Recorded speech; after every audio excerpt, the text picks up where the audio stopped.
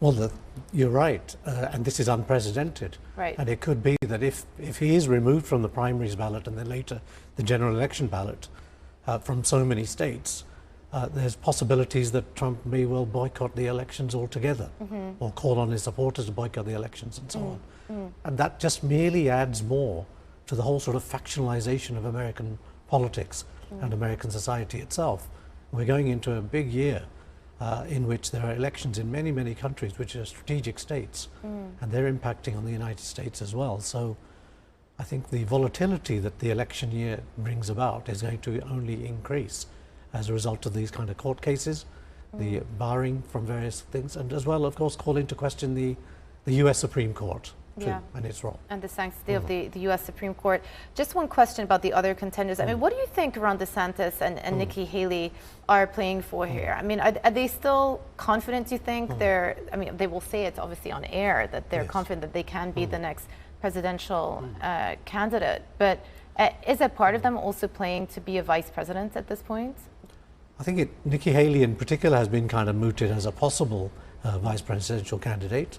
And I guess the stronger the showing, the greater the likelihood that one of them might be on that particular part of the ballot. But it's very difficult at the moment to see exactly what, and Donald Trump will make his own particular decisions based on his own interest. But coming from North Carolina, Florida, two big states, which are also kind of North Carolina being kind of a swing state as well, I think it could well be a very important decision going into November 24. Yeah, no, for sure. I mean, earlier on you were saying that no matter what happens, it is set up to be a fractious year, and we know that it's going to be a bumpy ride ahead for U.S. elections into November.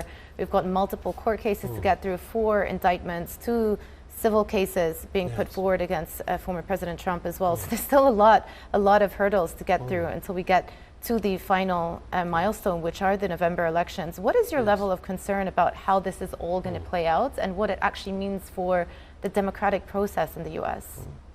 Well, I think the democratic process in the U.S., particularly since 2016, has effectively has been undermined in many, many different ways. The Republican Party, under Donald Trump's leadership, has effectively become what would in European terms be called a far-right political party.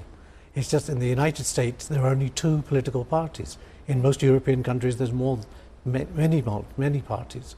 So what we have is effectively one party, half of the party system, which does not now commit itself to recognizing the results of elections, especially if they lose. So what is really at stake is there going to be a peaceful transfer of power, whichever way the election goes? Yeah. And people are writing books in the United States about the possibilities of civil war inside the country. Yeah, well, we don't want to see that happen. You know, let me just round up, I guess, with a bigger question, because we had our colleague on the show yesterday talking through what a big year 2024 is in terms of global elections. So many elections taking place, starting from Taiwan next week. We've got UK elections at some point, European elections, Russia, but I mean, you can't really call that an election, I would say. How pivotal are US elections going to be in the context of all of these other elections taking place this year? Well, the US election stands as pivotal regardless of all the other elections. I think the other elections have regional consequences and so on, which obviously the US is the world's regional power, so it's affected by all of them. But the key thing is, I think, in the end, it's the USA which is the pivotal power in the world, regardless of all the other realignments or de-alignments that are going on. And the key thing is it is so central to so many domains and sectors of the global economy, global finance, global diplomacy, global security, global institutional architectures, the role of the dollar, and so on. There's a saying in India which says that when a big tree falls, the earth shakes.